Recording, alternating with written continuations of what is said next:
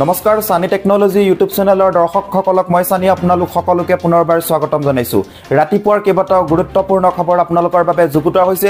গোটেই কেইটা খবৰে আপোনালোকৰ বাবে বহুতেই গুৰুত্বপূৰ্ণ, গতিকে আপোনালোকে ভিডিঅ'টো প্ৰথমৰ পৰা শেষলৈকে চাই থাকক। আজিৰ প্ৰথমটো খবৰে হৈছে ৰেনেও নুকুলাই হুৰাই হৈছে হিমন্ত বিশ্ব শৰ্মা চৰকাৰৰ শেষ ভৰসা। টাৰ্গেট বহুত, প্ৰতিমাহে 4,500 লিটাৰ বিলাসী সুৰা আৰু 3,310 লিটাৰ বিয়েৰ কৰিব লাগিব বিক্ৰী হিমন্ত বিশ্ব শৰ্মা চৰকাৰে। হাজাৰ কোটিৰ ঋণ লোৱা অসম চৰকাৰৰ এইবাৰ শেষ ভৰসা হৈছে সুৰা অৰ্থাৎ মদ।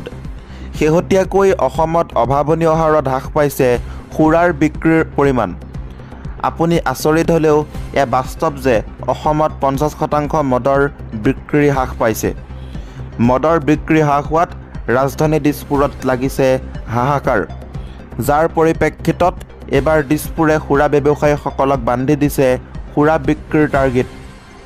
আবকাৰী বিভাগে প্ৰকাশ কৰা অনুসৰি অসমত বৰ্তমান 1,707খন ৱাইন শ্বপ, 923খন বাৰ আৰু 373খন দেশীয় সুৰাৰ বিপণী আছে।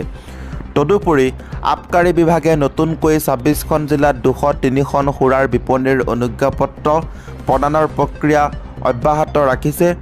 চলিত বৰ্ষৰ জানুৱাৰী পৰ্যন্ত ৰাজ্যত আবকাৰী ৰাজহ সংগ্ৰহ হৈছে 3,816 কোটি টকা।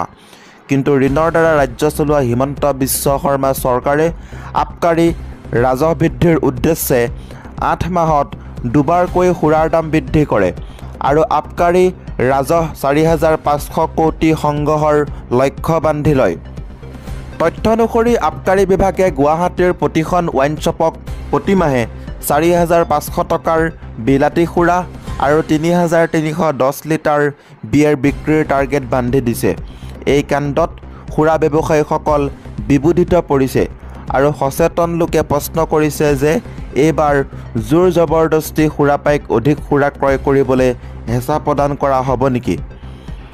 এটা ভাল খবৰ এই মুহূৰ্তত আহি পৰিছে, মাজত মাত্ৰ কেইটামান দিন বাকী, বেছি দিন নাই আৰু। যদি আপোনালোকে এতিয়ালৈকে গোলাঘাট উপহাৰৰ কুপনৰ খেলৰ টিকেট লোৱা নাই তেনেহ'লে অতি সোনকালে আপোনালোকে ল'বলৈ পাৰিব। এয়া হৈছে নামী দামী বাইক, 50 টকাত টোটেল 50খন বাইক। ইয়াত দেখিছে পালচাৰ 220 এখন legendary bike, Pulsar 150, KTM Duke, Karishma XMR, royal Enfield bullet classic, লগতে পালচাৰ N160, আপাচি RTR, এনেধৰণৰ নামী দামী বাইক, লগতে হাৰ্লি ডেভিডছন, বিভিন্ন ধৰণৰ বাইক আছে। 50 টকাতে আপোনালোকে এই উপহাৰ লাভ কৰিবলৈ পাৰিব।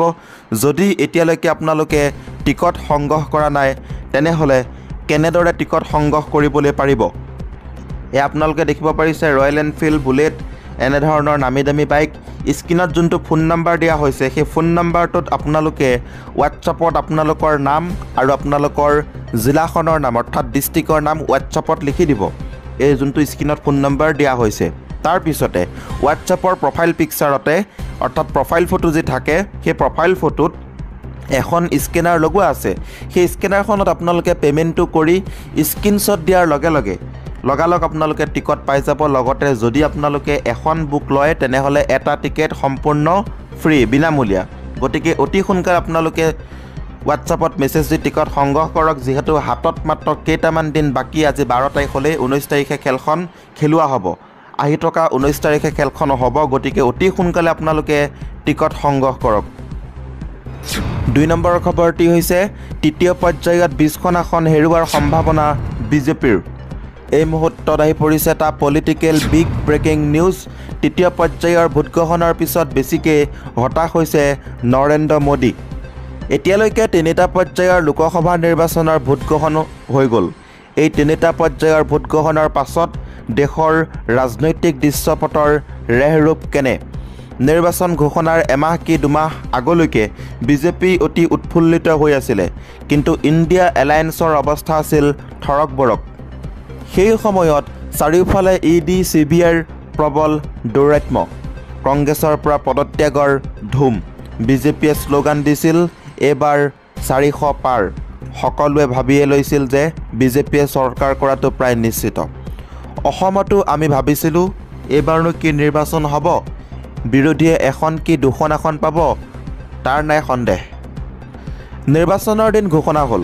আচৰিত কথা, নিৰ্বাচনৰ দিন ঘোষণা কৰাৰ পিছত লাহে লাহে যেন পৰিস্থিতিটো সলনি হ'বলৈ ধৰিছে। এই সলনি তলৰ পৰা তৃণমূলৰ পৰা হৈছিল। অসমত আমি প্ৰথম তাৰ উমান পাইছিলোঁ গৌৰৱ গগৈৰ নিৰ্বাচনী প্ৰচাৰত। মানুহে গৌৰৱ গগৈৰ নিৰ্বাচনী প্ৰচাৰলৈ জনোৱা সঁহাৰিত। তাৰ লগতে বিজেপি বিৰোধী প্ৰচাৰৰ নেতৃত্ব দিছিল সাধাৰণ ৰাইজে, বিৰোধী দলবোৰে নহয়। অসমৰ মূল বিৰোধী ৰাজনৈতিক দল কংগ্ৰেছৰ ভিতৰ চৰাৰ কথা আমি ভালকৈ নাজানো, কিন্তু বাহিৰৰ পৰা এনে লাগিছিল সুযোগ সন্ধানী আৰু স্বাৰ্থান্বেষী ব্যক্তিৰে ভৰি পৰা দলটো যেন দিশহাৰা হৈ পৰিছিলে। নিৰ্বাচনৰ দিন চমু চাপি অহাৰ লগে লগে ৰাইজেই যেন সকলো চম্ভালি লৈছিলে। এই কথাটো অতি সুন্দৰকৈ কৈছিল অৰ্থনীতিবিদ আৰু ৰাজনৈতিক বিশ্লেষক পৰকলা প্ৰভাকৰে। তেওঁ কৈছিল যে এইবাৰৰ নিৰ্বাচনত বিজেপি এফালে আৰু ৰাইজ আনফালে। তেনে এটা পৰিস্থিতিত নিৰ্বাচন অনুষ্ঠিত হৈছে।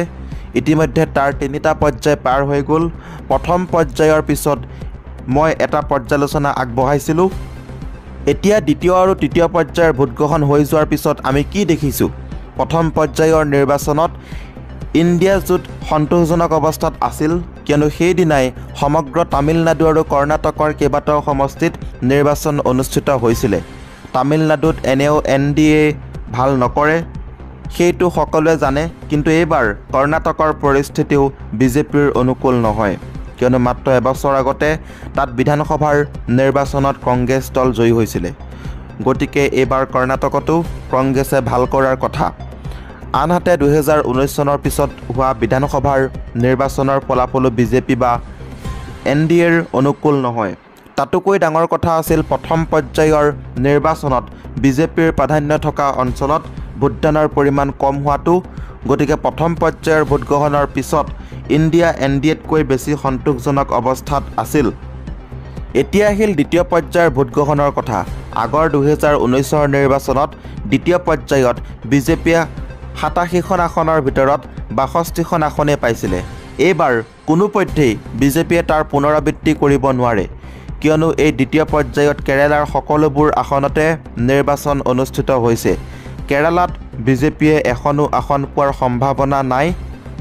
তাৰপিছত আহিলে কৰ্ণাটক, ৰাজস্থান আৰু মহাৰাষ্ট্ৰৰ কথা। কৰ্ণাটকত এতিয়া চৰকাৰ কংগ্ৰেছৰ আৰু বিজেপি তাত বহুধা বিভক্ত। গতিকে বিজেপিয়ে তাত আগৰ দৰে ফল দেখুৱাব পৰা অৱস্থাত নাই। হয়, ৰাজস্থানত এতিয়া বিজেপিৰ চৰকাৰ আছে, কিন্তু দ্বিতীয় পৰ্যায়ৰ ভোটগ্ৰহণ যিবোৰ ঠাইত হৈছে তাত এতিয়াও কংগ্ৰেছ মজবুত। তাতে এতিয়া অশোক গেহলট আৰু শচীন পাইলটে নিজৰ মাজত দ্বন্দ্ব খৰিয়াল কৰি থকা নাই। দুয়ো একেলগে নিৰ্বাচন যুঁজিছে। সেয়েহে কেইখনমান আসন ৰাজস্থানৰ পৰাও ইণ্ডিয়া এলায়েন্সে পাব। হয়, মহাৰাষ্ট্ৰত NCP আৰু শিৱসেনা দুভাগ হৈছে। নিৰ্বাচন আগে যি সিদ্ধান্তই নিদিয়ক কিয়, জনতাৰ আয়োগত কিন্তু এতিয়াও NCP আৰু শিৱসেনাৰ কৰ্ণধাৰ ব্যক্তিত্ব হ'ল শাৰদ পাৱাৰ আৰু উদ্ধৱ ঠাকৰে। গতিকে মহাৰাষ্ট্ৰত বিজেপিৰ আসন ঠিকে থাকিলেও শিৱসেনা আৰু NCPৰ আসন কিন্তু ইণ্ডিয়াৰ ফালেহে যাব। বাকী ৰাজ্যসমূহতো 2-এখন আসন NDAৰ কমিব।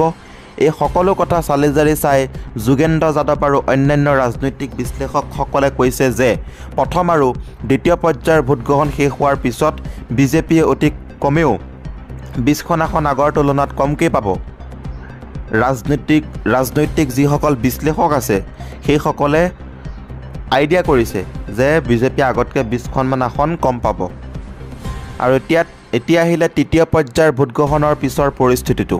তৃতীয় পৰ্যায়ত নিৰ্বাচন আহি প্ৰায় এক নিৰ্ণায়ক অৱস্থা পাইছেহি, কিয়নো ইতিমধ্যে 543 আসনৰ 293খন আসনত নিৰ্বাচন অনুষ্ঠিত হৈয়ে গৈছে। তৃতীয় পৰ্যায়টো বিজেপি বা NDAৰ কাৰণে এক চূড়ান্ত পৰ্যায় বুলি ক'ব পাৰি। তাৰ কাৰণ হ'ল 2019 সাধাৰণ নিৰ্বাচনত তৃতীয় পৰ্যায়ত অনুষ্ঠিত হোৱা 94খন আসনৰ 80খনতে বিজেপি জয়ী হৈছিল। কি এইবাৰো তেওঁলোকে তাৰ পুনৰাবৃত্তি কৰিব? নাই, এইবাৰ বিজেপিৰ কাৰণে সেই সম্ভাৱনা নাই। যোৱা নিৰ্বাচনৰ তুলনাত বিজেপি কেৱল এখন ৰাজ্যতে সুবিধাজনক অৱস্থাত আছে, সেইখন হ'ল গুজৰাট। যোৱা নিৰ্বাচনত তেওঁলোকে গুজৰাটত 26খন আসনৰ 26খনেই পাইছিল। কিন্তু এইবাৰ কংগ্ৰেছ আৰু আপৰ মাজত হোৱা বুজাপৰা আৰু জাতিগত সমীকৰণৰ বাবে হয়তো গুজৰাটতো 26খনৰ 3 বা 4খন আসন বিজেপিয়ে হেৰুৱাবও পাৰে। কিন্তু বিজেপিৰ কাৰণে যুদ্ধক্ষেত্ৰৰ ৰাজ্য হ'ল মূলতঃ কৰ্ণাটক আৰু মহাৰাষ্ট্ৰ। কৰ্ণাটকত নিৰ্বাচন হৈছে 14খন আসনত, যোৱাবাৰ 14খনেই বিজেপিয়ে পাইছিল। এইবাৰ পৰিৱৰ্তিত ৰাজনৈতিক পৰিস্থিতিত ৰাজ্যত কংগ্ৰেছৰ চৰকাৰ থকাৰ কাৰণে আৰু জেডিইউৰ দুৰ্বলতা আৰু ৰাভান্নাৰ যৌন কেলেংকাৰীৰ বাবে 14খন আসনৰ 10খন আসন NDA হেৰুৱাৰ সম্ভাৱনা। মহাৰাষ্ট্ৰৰ নিৰ্বাচন অনুষ্ঠিত হোৱা অঞ্চলটো হৈছে পশ্চিম মহাৰাষ্ট্ৰ। তাত 11খন আসনত নিৰ্বাচন অনুষ্ঠিত হৈছে। এই অঞ্চলটো হৈছে শাৰদ পাৱাৰৰ প্ৰাধান্য থকা অঞ্চল। ইয়াত NCP, শাৰদ পাৱাৰ আৰু শিৱসেনা উদ্ধয়ো যৌথভাৱে 11খনৰ 7খন আসন পোৱাৰ সম্ভাৱনা। তাৰ পিছত মধ্যপ্ৰদেশ, উত্তৰ প্ৰদেশ, বিহাৰ, অসম, ছত্তীশগড় সকলোতে 2খন এখনকৈ পালেও তৃতীয় পৰ্যায়ত আগৰ তুলনাত NDA প্ৰায় 20খন আসন হেৰুৱাৰ সম্ভাৱনা। এইটো আমাৰ সমীক্ষা নহয়, ইতিমধ্যে উল্লেখ কৰা ধৰণে যোগেন্দ্ৰ যাদৱকে আদি কৰি বিভিন্ন ৰাজনৈতিক বিশ্লেষকে কৰা সমীক্ষাহে। আপোনালোকক ৰাজনৈতিকবিদসকলে যি সমীক্ষা দিছে সেই সমীক্ষাৰ বিশ্লেষকে আপোনালোকক জনাব বিচাৰিছোঁ। তৃতীয় পৰ্যায়ৰ ভোটগ্ৰহণৰ পিছত হোৱা এই ৰাজনৈতিক পৰিৱৰ্তনৰ কাৰণেই বোধহয় মোদী ডাঙৰীয়াই হতাশ হৈ যি টি ক'বলৈ আৰম্ভ কৰিছে। 3 নম্বৰ খবৰটি হৈছে অসমৰ 40% জনসংখ্যাই বাংলাদেশী অনুপ্ৰৱেশকাৰী, হিমন্ত বিশ্ব শৰ্মাৰ মন্তব্য। অসমৰ 40% জনসংখ্যাই বাংলাদেশী অনুপ্ৰৱেশকাৰী। ঝাৰখণ্ডৰ এই মন্তব্য হিমন্ত বিশ্ব শৰ্মাৰ। বাংলাদেশী অনুপ্ৰৱেশকাৰীয়ে ঝাৰখণ্ডৰ মহিলা আৰু কন্যাৰ প্ৰতি ভাবুকি কঢ়িয়াই অনা বুলিও ক'লে হিমন্ত বিশ্ব শৰ্মাই। মুখ্যমন্ত্ৰী ডক্টৰ হিমন্ত বিশ্ব শৰ্মাই শনিবাৰে নিৰ্বাচনী প্ৰচাৰ চলায় ঝাৰখণ্ডত। প্ৰচাৰ সভাৰ ভাষণত মুখ্যমন্ত্ৰীগৰাকীয়ে বাংলাদেশৰ পৰা অনুপ্ৰৱেশৰ সন্দৰ্ভত উদ্বেগ প্ৰকাশ কৰি বিশেষকৈ ঝাৰখণ্ডৰ মহিলা আৰু কন্যাৰ সুৰক্ষাৰ ওপৰত ইয়াৰ প্ৰভাৱৰ ওপৰত আলোকপাত কৰে। নিৰ্বাচনী সভাত ভাষণ দি ডক্টৰ হিমন্ত বিশ্ব শৰ্মাই কয় যে বাংলাদেশী অনুপ্ৰৱেশকাৰীয়ে প্ৰায় জনজাতীয় মহিলাক বিয়া কৰাই মাটি অধিগ্ৰহণ কৰে আৰু তেওঁলোকৰ অধিকাৰৰ ওপৰত নিয়ন্ত্ৰণৰ চেষ্টা কৰে। মুখ্যমন্ত্ৰীগৰাকীয়ে কয়, অসমত মই প্ৰত্যক্ষ কৰিছোঁ যে 40% জনসংখ্যাই বাংলাদেশী অনুপ্ৰৱেশকাৰী। এনে পৰিস্থিতিয়ে পশ্চিমবংগতো দেখা গৈছে। আমাৰ ভৱিষ্যত ৰক্ষাৰ বাবে ঝাৰখণ্ডতো এনে একেধৰণৰ পৰিস্থিতি ৰোধ কৰাটো অতি গুৰুত্বপূৰ্ণ। ইয়াৰ বিৰুদ্ধে আমি মাত মাতিব লাগিব। ঝাৰখণ্ডত বলপূৰ্বক ধৰ্মান্তৰকৰণৰ দৰে প্ৰত্যাহ্বানসমূহ ফলপ্ৰসূভাৱে মোকাবিলা কৰিবলৈ কেন্দ্ৰত বিজেপি চৰকাৰ নিৰ্বাচন কৰাটো প্ৰয়োজনীয় বুলি হিমন্ত বিশ্ব শৰ্মাই মন্তব্য কৰা দেখা গৈছে। উল্লেখ্য যে শনিবাৰে মুখ্যমন্ত্ৰী ডক্টৰ হিমন্ত বিশ্ব শৰ্মা কেন্দ্ৰীয় মন্ত্ৰী তথা ঝাৰখণ্ডৰ বিজেপি প্ৰাৰ্থী অৰ্জুন মুণ্ডাৰ প্ৰচাৰৰ বাবে খুটি বিধানসভা সমষ্টিৰ অন্তৰ্গত তামাৰত উপস্থিত হোৱাৰ কথা আছিল যদিও প্ৰতিকূল বতৰৰ বাবে সভাস্থলীত উপস্থিত হ'ব নোৱাৰে।